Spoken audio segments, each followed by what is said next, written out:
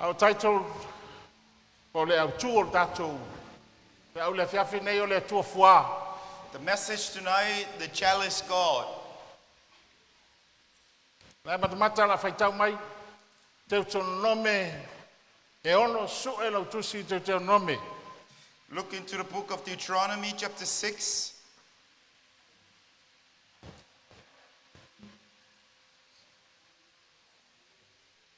Whamon mole, ia.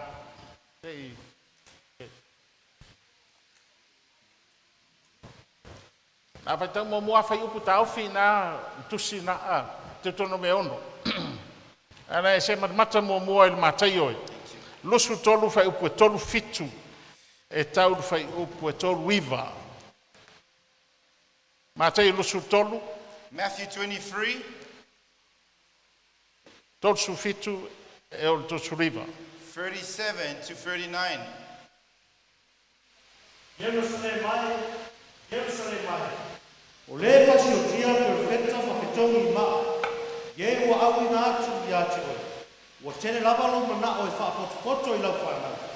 E pei o le moa no po futai i lana toa i lalo ona apa au. Ai e leki ma whawhai o tō. Whauta, o atu kualo o tō whali. E whaatafu na ina. A wā o te whai atu i atu o tō. Tō te le tō i loa mai a. Se i o tō whai mai. Ia manuia le mani mai le suwaka o le ri. E ala whaitau le Deuteronome ono. Alona whai upu e whā e o i whai upu e iwa. O te si le whaitau i le whai upu e sultolu, sulwha, ma sulima. Deuteronomy 6, 4 to 9, and then 13 onwards.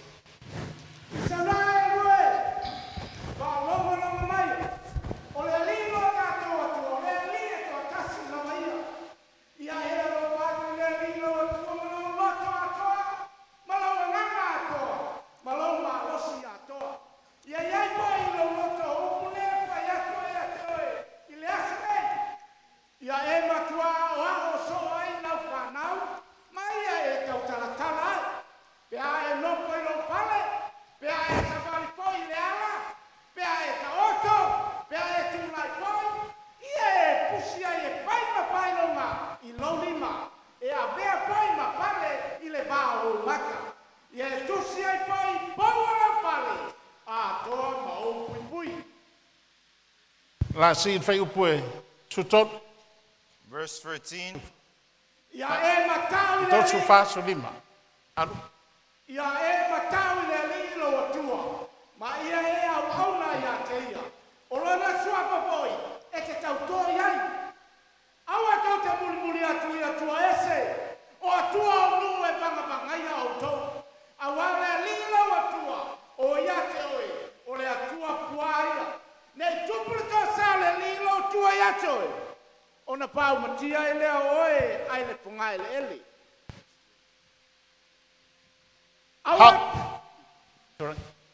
How often I wanted to gather you, Whawhiono manao e ofo fotai ia te oe. like a hen gather her chicks under her wings. Pei o le matua moa na ofo fotai ana te mai moa i lalo i ona pa au. But I want you to hear the last line. Ai whanglongo la le laina muli. But you were not willing. Ai totally mana nao pe nau iai. Le tua le tapua I tātou le tua fua e fua ia te oe. The God that we are serving is a jealous God to you and I. Have you ever tried to love someone who does not love you? Sorry. Have you ever tried to love someone who does not love you? E tau whai alofa se tasi e lea alofa ia te oe. Ta lofala una watu e te leke a mai. Yeah, that's a song. You're spending. I wanted to gather your children together. Yeah, au te fia whamau popo As mai. a hen gathers her chicks under her wings. Pea no fo fotai il matua moa o lana whanau. But you were not willing. Ai totally nau lava iai. Pea tua lea na te ofoftai. Musauni mo na apa au. This is the God with his wings. E lo apa au na. Do you know those wings? E o fofutai ai ia oi. That will gather you. Ai apa au fona sa u ye fele ai mo sesia la talata mai. And the same wings you will try to attack someone who will come near you. Ya, ava fonga mai ese le fua o le tua mar fua tato. The jealous of God is different from the jealous of O le humanity. tua ato toa. The God, this is a complete, a Epa ia. perfect God, a so holy God, Ami tondu a righteous God. o le tua malosi. He is a almighty God. E le fa pe a misi le tua oi. Ona mai le o le tua te tulo ona God will never sick if he miss you. tato But tato. for us, Ava pe wa e alofa atu i sesi pe mana o se me sesi. if you love someone, if you Ai te want wa ave something, atu sesi. and then you will look at someone, Ona so ne lo mai. and then it will make you sick. Ai masa pe e alofa se te ne le kia mai te ne a. Especially if you go after a girl, but she doesn't care about you. Ia posta malofa. Or even the opposite sex, the man. Ai masa pe va atu lo atu ma nani ma. Especially you've tried all your best yet, you see someone taking that little chick, Ona e mai lo reka. and then it will make you sick. God does not carry a feel deep rest when he missed something from you. Le mai pe tata ngasel fatule tua pe a misi se mea. But you are missing a lot A oe ma wo misia le tele o mea. if you miss his love. Ai ata tu misia le lofo le tua. Now le tua fa forma fa ia tu pulanga i See, mele young one, you ought to listen e to fa this. le tala no atu to tele. That we talk to a lot of people. Le tua le wo leva now le tua fo fta mai e ai tua e sen me te fa sanga ia. See, God is willing to gather you, yet you are facing Fa in the fia na wrong e sa le direction. rotu fa fia na fa longo le fionga le tua. You've been here multiple times, yet you listen to the E word sa of le God. la e le rotu. But your heart E is sa turned le to la someone e else. le fa bo mua. Even your priority, you always zone out. As you see that man Number one, o mene mana o le tua.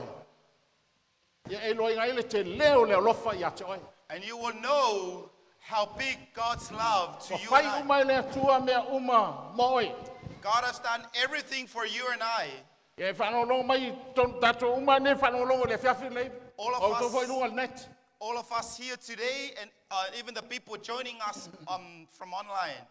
Male nau o le tua. Inga ia e mama lama ilu. Ino le telo longa lofa ia te oi. With God's desire for us to understand how much He loves us. Te wana le lo makua whasangsanga le lei mea desi whanolo le upo le tua. Hence why some of you are not paying fully attention to O His mata word. mata uia le upo le tua. I have seen Me God's word. whanau tau whai e encourage whama losi ia te oi.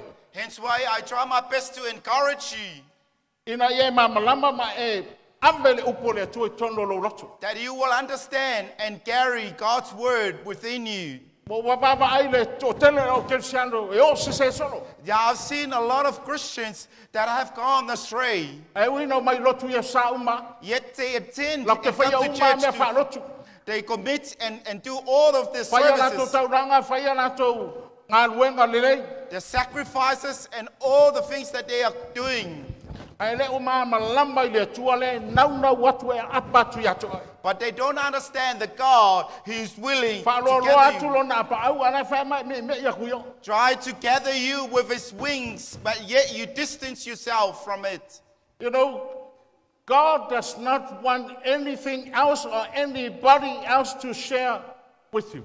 Ele manao le He tua, does not want to share you with anything Ele manao le listen, tua, or anybody else. Whaso atu ai seisi, po seisi lava He mea. just wants you for himself. Ai manao lava, tau lava o ia, e watu iai. Ai mama lama na kalanga. See, when you understand that statement, Nga e no e le aulo o e le tua. and then you know how treasure you are, Mai kau whangorongo mai la. And then you try to listen to his word. Me sa pe atene lo kai me alu isi me ma e te ro fano longo i le tu. Especially when you are absorbed and consumed by doing other things without listening to his word. Number 1, stay in God's love. Stay in my love. Johannes 5 fa poiva. John 15 verse 9. E ai me wa fai le tu ai. E kaunga fa longo i tato. There are things God did that we ought to listen to.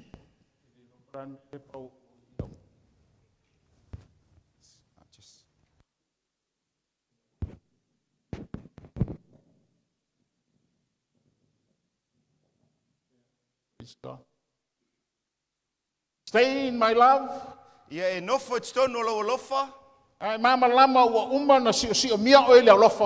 When you understand you are surrounded by this incredible love,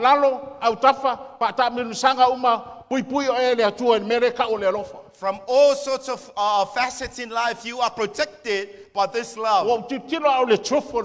And I've seen the truth of this. Is you are like in the midst of a sphere.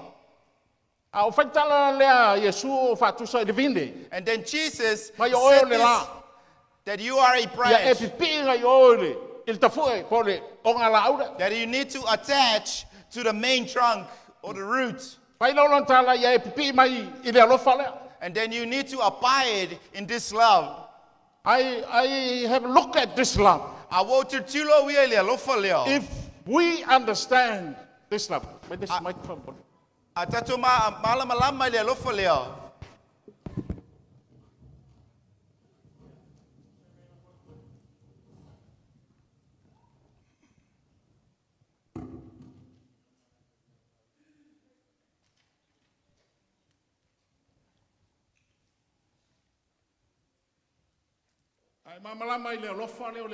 See, when you understand about this incredible love of God, you will never be attacked from outside. Listen, if you believe with what I am believing, you cannot be attacked from outside. Because God has protected you. So the only way that you can be attacked, when you decide to walk out of this love. I long to gather you under my wings. But you are not listening. You are not willing.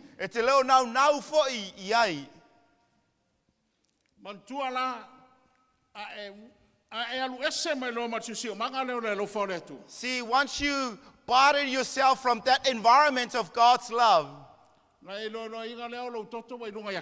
and then you know it from then on, the price or the cost of your blood, it's upon your own head. Although he desires and he longs for you, yet you're doing your own things. Secondly, God wants to dwell in you. Do you understand about this? From the beginning, God wants to be with us. Even in the building of the tabernacle,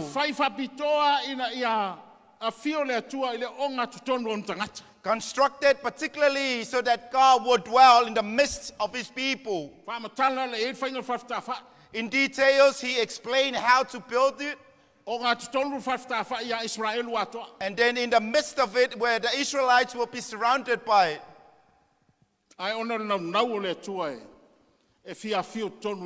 Because God's uttermost desire to dwell within us. Want to dwell within your family. So that will help with what you're doing. Now, my question is, if we understand this, how can we go wrong? How can we fail? After all, here is a challenge. God who are watching us all the time.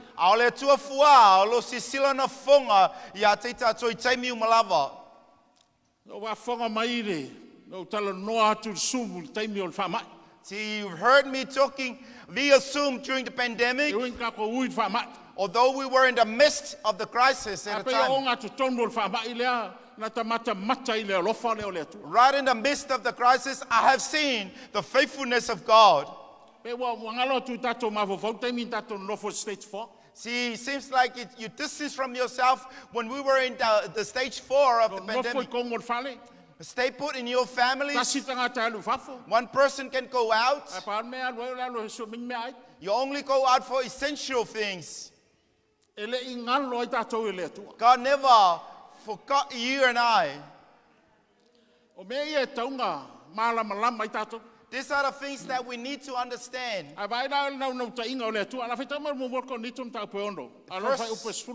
First Corinthians 6 verse 19. Tau te leilo eo. O loo tau tino le malu leo le anganga pa ia. Wai to tonu ia te o tau. O loo wai ia te o tau mai le atua. E lea ia foi o tau ia te o tau.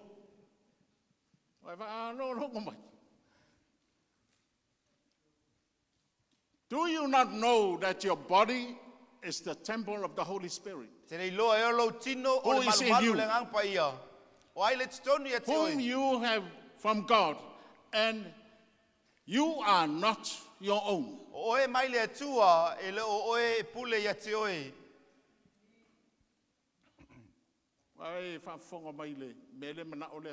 You seeing God's desire and longing? No wonder why God is so jealous. If we use our body for other things, if we end up using our time to something else that we're not supposed to. Listen, God is holy. It's a righteous God. It's a perfect and complete God. Powerful. And yet he wants to dwell in us. Like the relationship Yeah, you gotta see the relationship that I gave you the glimpse earlier. Because when you long, when you want something, and you missed it and you don't receive it, and then you will be sad. That's the chalice of this world. Because it's envious and a lot of people are sick with that. That you want something but you won't get it. What does the word of James, where does divisions and wars come? That you want it but you don't get it. That you go after a plant but you won't get it. What are you going to do? You're going to cause trouble. Hello?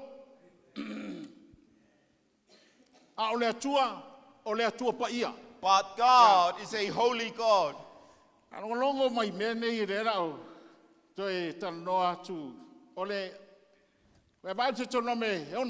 Look back to Deuteronomy chapter 6. And this is the foundation of God's things. And you will see it from there. The word of God. I always say, listen to my word. Do not add or subtract anything from my word.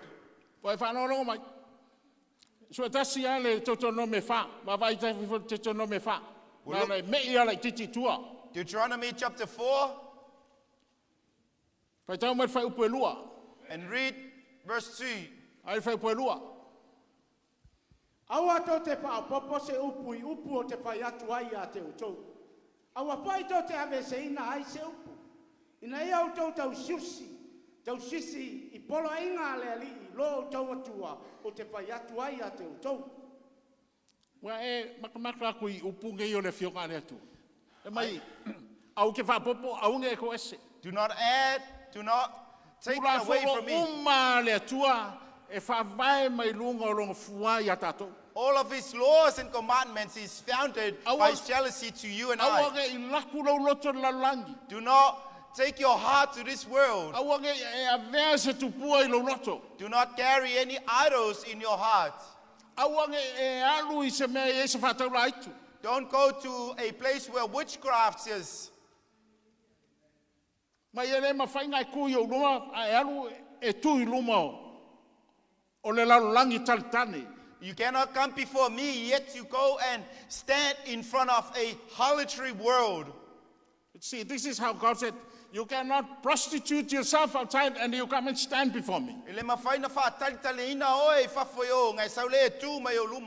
kele profeta I talo noa mai le tua, I'm a husband to you. Mai le tua o lua ia te oe. Ole fai ia le talo noi le tua por whengainga le tua. This is the covenant and this is the relationship with God. And it's the same principle where the marriage is founded.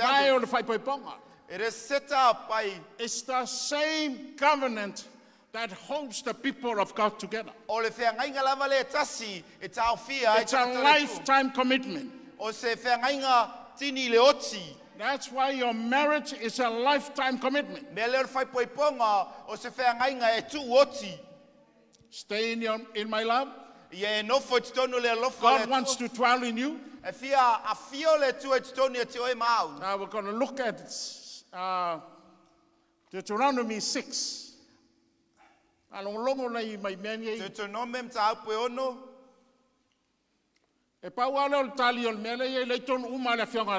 And the answer, it's all in the Word of God. I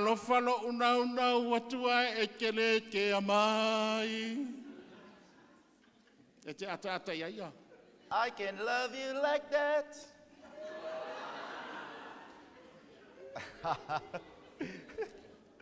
Oh, hear, O Israel, the The Lord our God, the Lord is one. You shall love the Lord with all your heart, with all your soul, and with all your strength.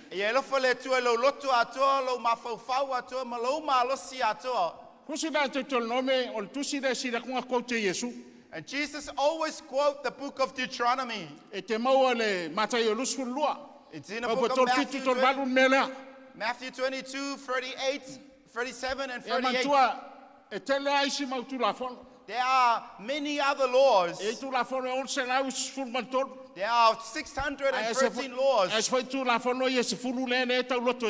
And then the other 10 laws that we all memorize and learn it by heart. And then when they asked Jesus which of these is the most, and then Jesus replied that he ought to love God. And then come out of that love, of that law. See, when you love God, automatically you will love other people. You will love your children. And then you love your family. See, this is the thing, a lot of church people is not doing it.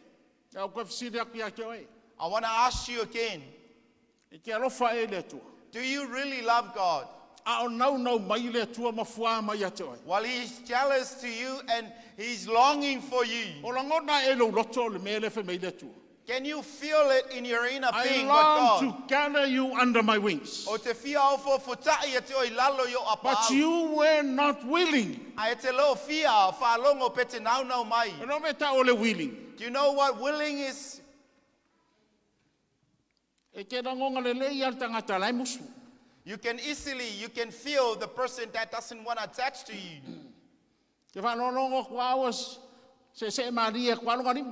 And then you can easily tell that person is.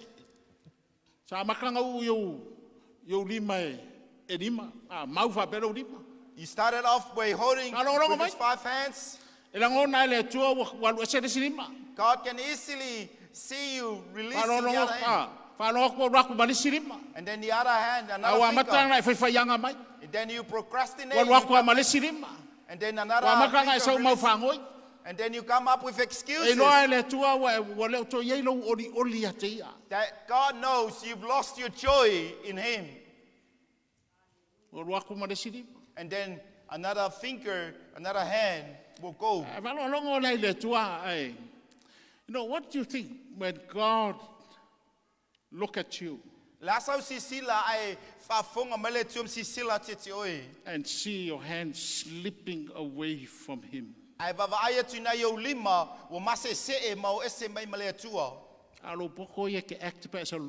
But you're such a good actor when you come to church. You look holy. But the fact is, you don't love God. You don't care about Him.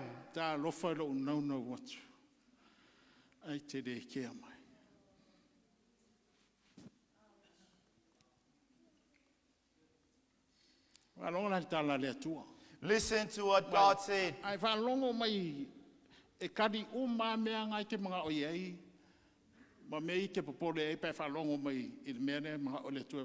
When you listen to what God wants you and I to do, then He will answer all the questions that we have. And all other laws that you're trying to keep. And these words I command you today shall be in your heart.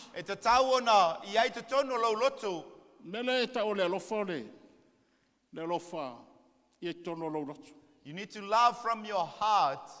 So we've got a slightly ye me all over for ye far from a mole say titilo or quite swang see from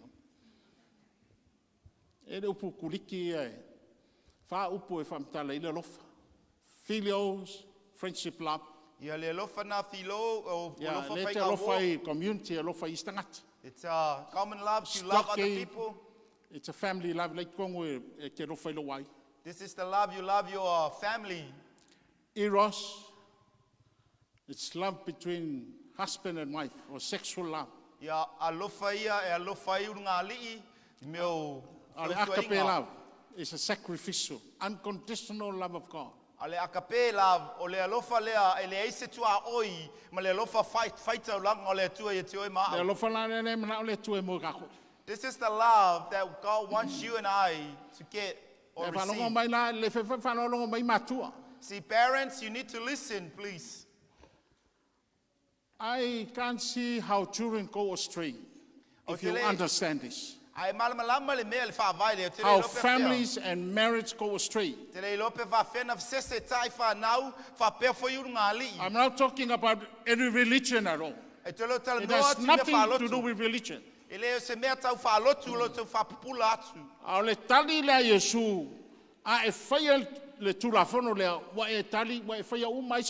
But this is how Jesus answered, if you keep this law, then you have the ability to when you love God, you're not going to backbite other people. You're not going to stick up things on social media.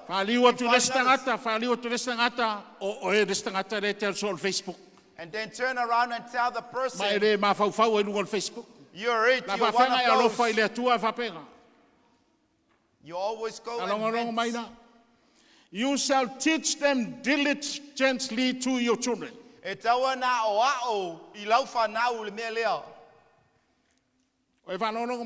Are you listening?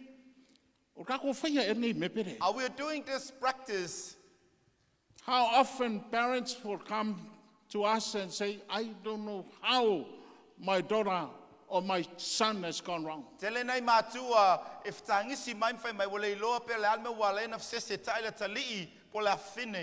And I've seen family gone astray. Dysfunction. But if you listen, see, we love God. And then God said, okay, go to your family and speak to your sons and your daughter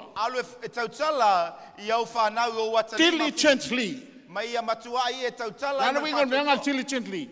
What does it mean by being diligent? Talk to them when you sit down. When you walk by the way. When you lie down. When you rise up. When you go to the shopping center.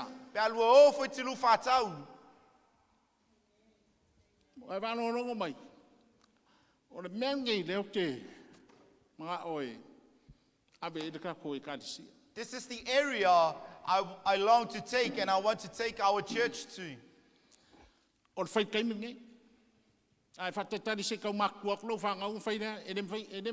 It is now for the time for you to do it. Don't wait until they are old. You shall bind them as a sign in your hand. And they shall be a frontlet between your eyes. Write them at the doorposts of your house and on your gates. Church, how many parents who have done this?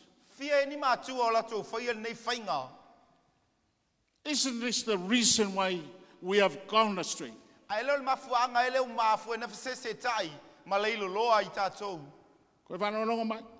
You listening, please? See, you love God. See, when you love God, automatically God's love will come. And that love will enable you to love others. Jesus, in John 17, before he moved, and then he prayed for the disciples. And then his prayer for all of us listening. See, my God,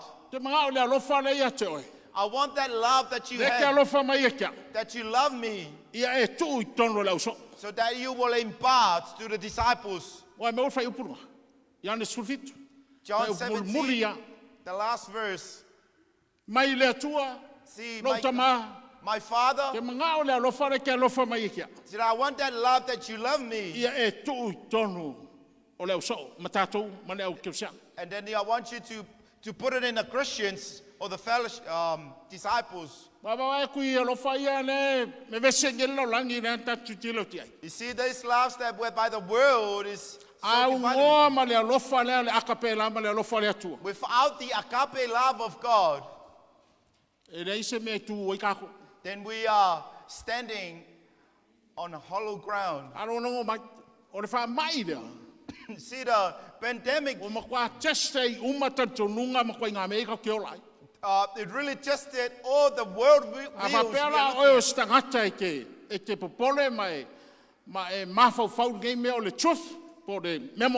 If you're someone that is so concerned about the truth,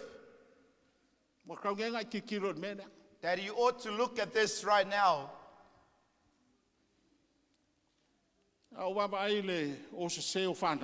See, I've seen children gone astray.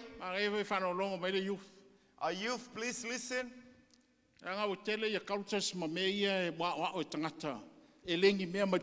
See, a lot of cultures and teachings people are doing, it's not from the Word of God. If we look at the Word of God, there's no such thing as a youth culture. People have created some kind of things, but those cultures, it's just changing fantasies. It's just to make people happy for now. But there's no truth under it. Please listen. When your children fail, if we don't pass the truth to our children,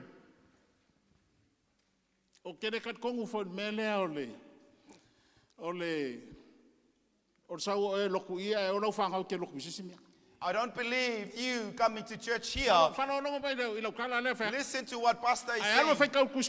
When you read the Word of God, there's no time your children will leave you. The only time the Bible says when they get married. But all the time, then you need to go together with your children. It's the same principle with the church. And that's why we're doing it. Anyone is listening to this, Especially us in Yeah, Australia. excuse for it. So we're looking at the language of it in English. Le te ese whanoi loa whainga ngana e lua I te tono lotu. Why I've heard them fire Tato Samo. Te a Samoa no King island Angale people. Mama Kamikime. I was Samoa. They don't understand. They stick into the Samoan language. Please, we are in a foreign land. A lot of children, they leave the church because they don't understand.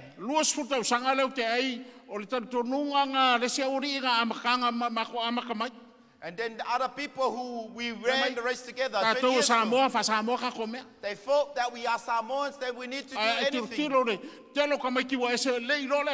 And then a lot of children, they left the church because of that. They are missing everything.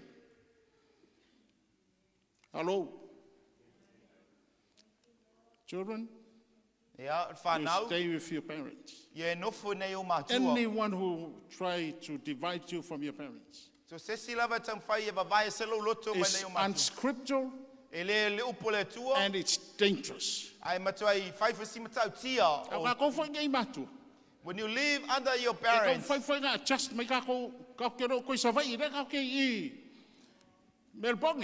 please, parents, we are not under a tree from anymore. Savai. Love you people. We are in Melbourne, Australia.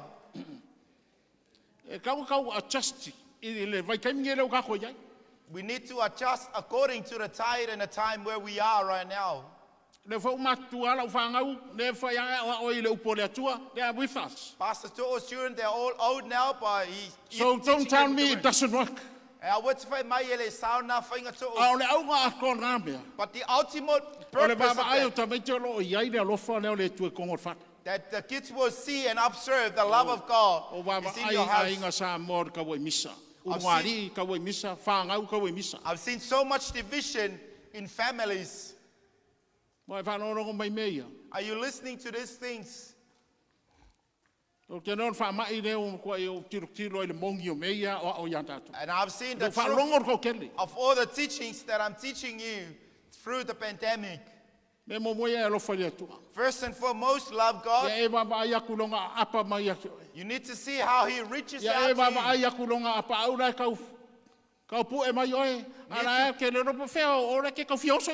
You need to catch how His wings trying to gather you while you try to dive into the darkness.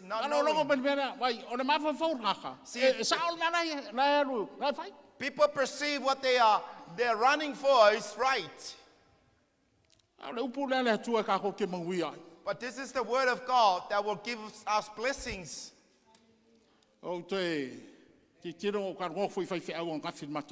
See, I've shared this with the state pastors yesterday.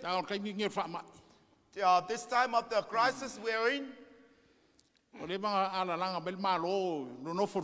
that the government been telling us to stay at your home. It's the same message across the world telling us to stay home.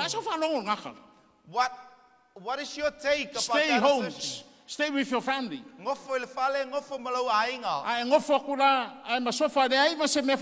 And then when you stay home and then there's nothing in your house like this. Listen, church. The only thing that holds your family is the love of God. Anything else, it does not work. Education will not hold it. Wealth will not hold it. Even our culture will not hold it.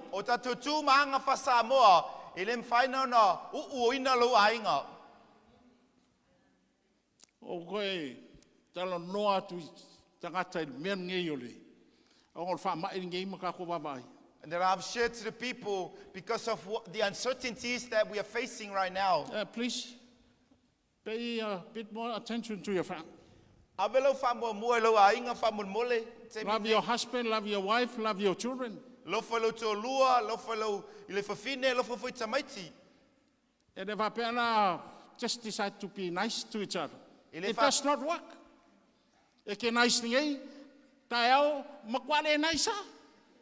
You have to be consistently nice.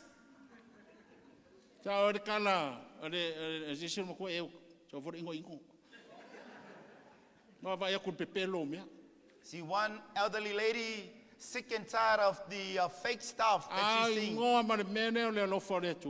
When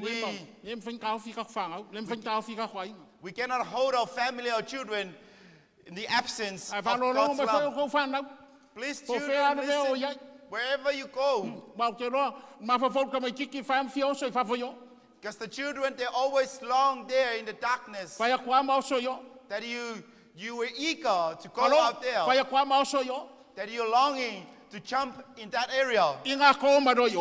Once you get pregnant from there unwantedly, and then we will see your tears in here. Nothing in there that could save you. Yet God is so jealous, trying to stretch forth his wings to you, young ladies.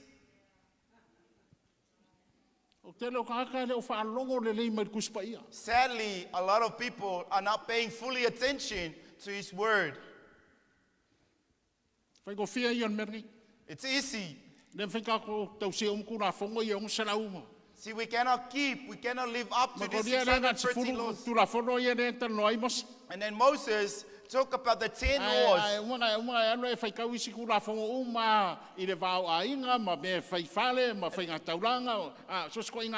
All other laws, how to raise families, everything God instructed his people. It's not that God wants to give us instructions, but God wants to get your attention. And for you to know. But you were not willing.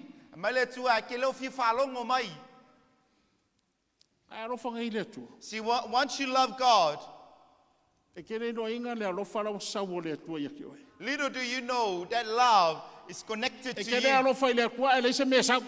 You don't love God, and then you don't see, a lot of people don't understand this concept. See, when you love God, and then this love whereby Jesus pleaded to his Father. We'll read again John 17.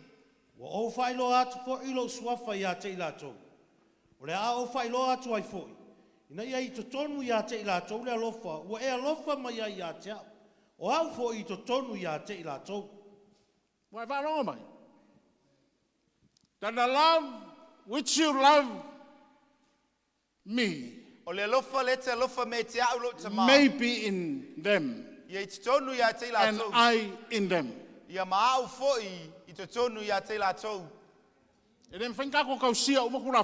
See, the fact is we cannot keep the whole laws. But once you love God, and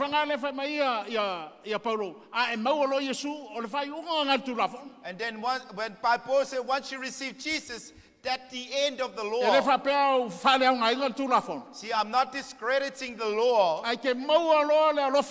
But once you receive this love, and then you fully obey God, and then you love Him, and then you have that joy in God. Yeah, okay. Ja, wat sê lui tau ne fiafi.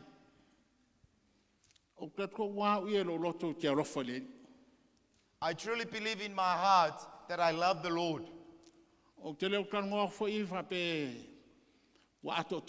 See, I'm not sharing this as if I'm perfect. You know the person who loves God? Those are the most imperfect people. You're complete, you're perfect. Yeah, it's not that if you love God, then you expect to be perfect. But I know how much I love God. And I know it from there. Trying to straighten some of the issues in my life.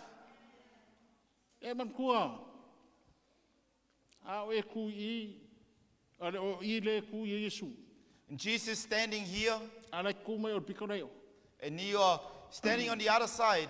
I'm okay. I'm all right. Yeah.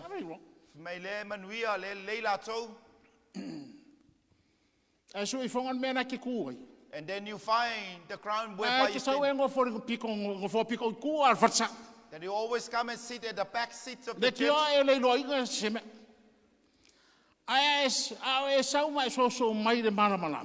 When you approach the light, and then you approach yourself, continually coming to the light.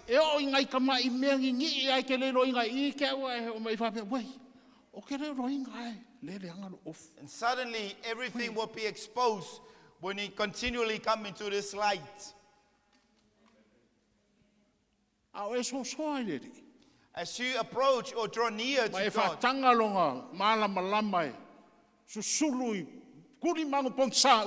and allowing His light to shine forth to all dark areas of your life.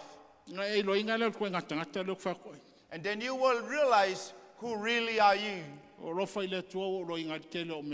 See, I love the love of myself towards God. That's why I spend a lot of time on my face before the Lord.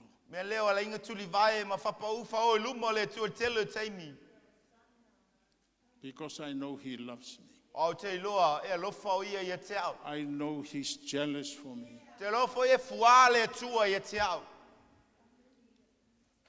Do you really love God, guys? Does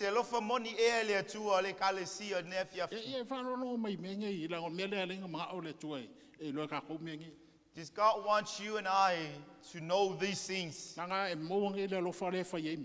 See, once you receive and obtain this love, you'll be able to do all other things because of that love towards the Lord. Automatically you love others, and then you treat other people well. Even the words that come out of your mouth, the way you speak, this is what the love of God will do to us. It will bring changes to us. You will become faithful. You will come here on time. That you love the Lord. That you are excited. Because of that love. No one is going to tell you to come to church. You do everything out of that love. The importance of why God is that you love God. You will never give up. You'll never burn out. You'll never complain. Even if just by yourself, you will do your best because you love God.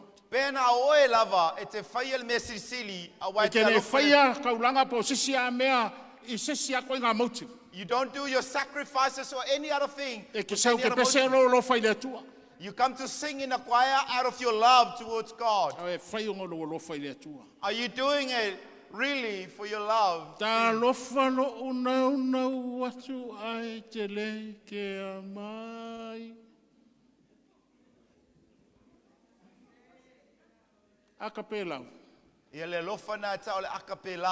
It's a sacrificial love.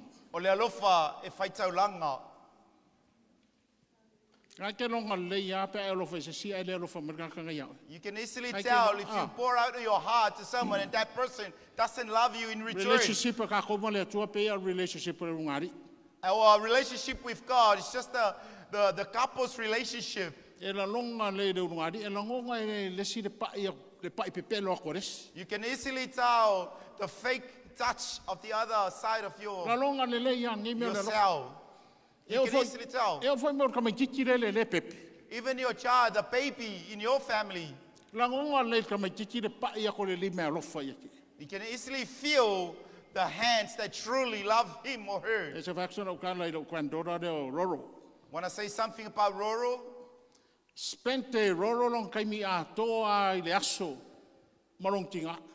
Roro spent her time with Mercy. And then fathers, listen to this. When it comes to night, and then attached to the father. It is something God did to the young ones. But when she sleeps, Roro will never sleep. But she was. It's security to make sure that he's there. Moti noa roro wa molu lo fatavita. Maneroto atua. No. It is God's Now, idea. I'll say this to you. Koe whaku tala nei How au. many children Fia ni who whanau. long for that, O lo they tangi don't tu- get it? Fia maulu lo whae siola tu tamar po. They long for the touch of the Father. Te nau loto whanau le pai to la tu tamar. Te roa maku, o tausi me mawoia la uriia le masangturu. See, when we raise the Ia triplets marisa.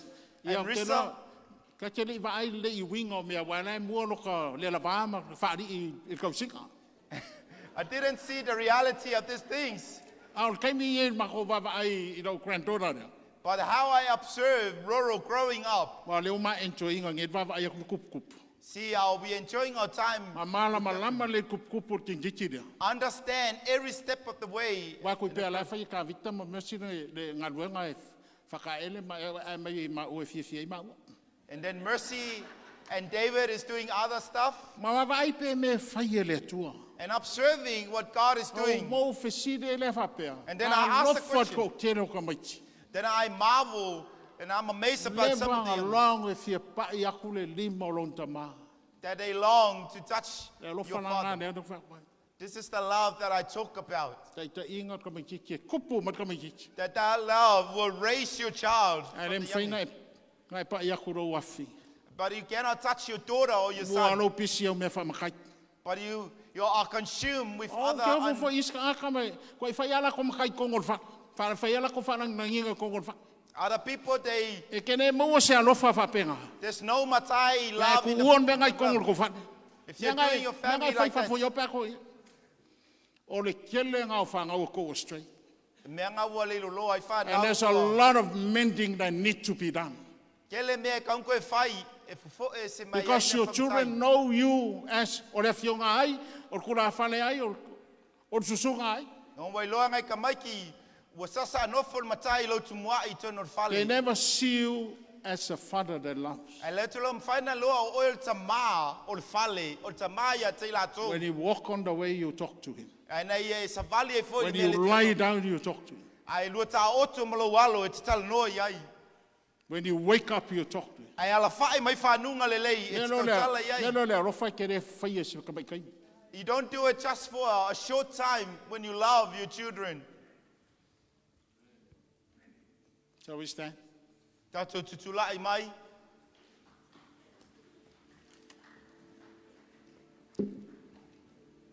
How often I wanted to gather you under my wings, Whawhia no nau watu e fo tai but you nanu. were not willing.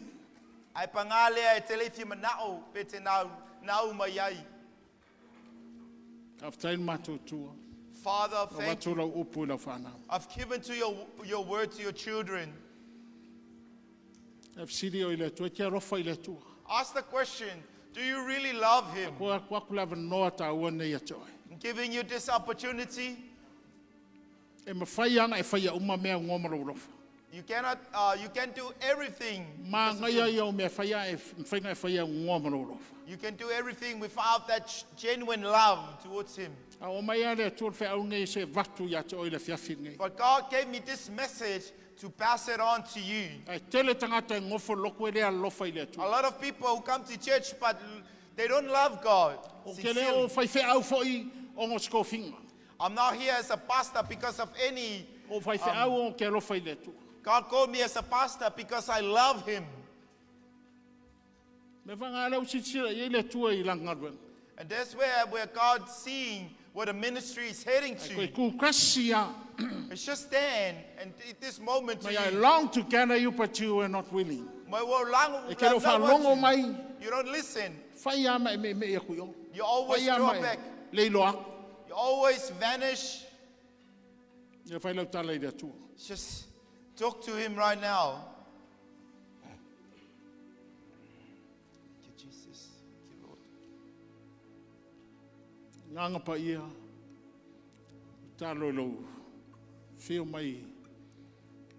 Ai loa mai a mātou le mea o le alofa I ate oi.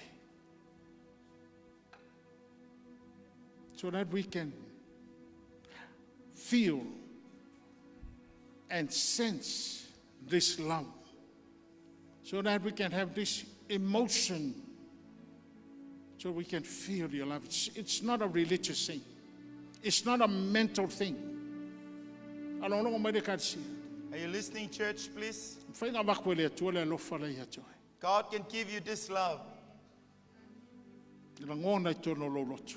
Then put it in your heart, you can feel it. And then you will love other people, you love your children. Just put up your hand if you want, if you desire, long for this love. Jesus, you have called you your Father, that the love that your Father will love you, that will be in your people tonight. See, we cannot keep the whole law. We cannot do good works. This is the only area we can do. When we receive this love, that we will never give up, we will never complain. Hello, Talai there too.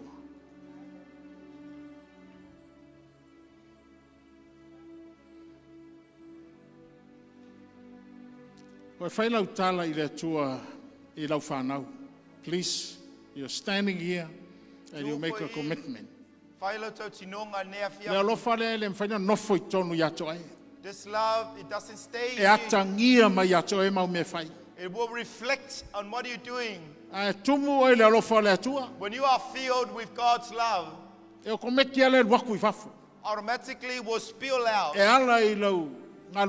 through your words, the way you look, and it's peacefully, and it's reflected by the way you treat other people. And then you ask God that you will talk when you're on the way, when you sit down.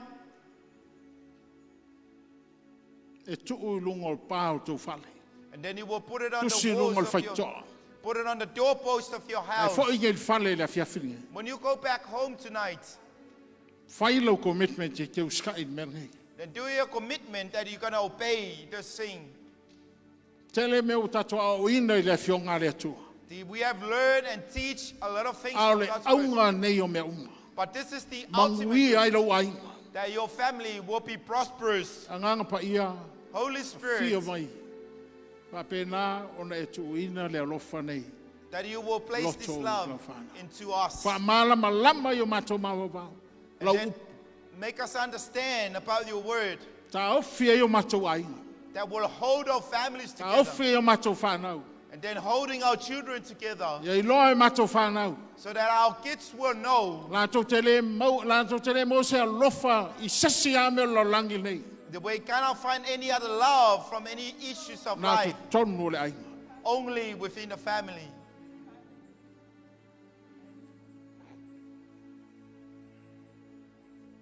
Thank you, Father.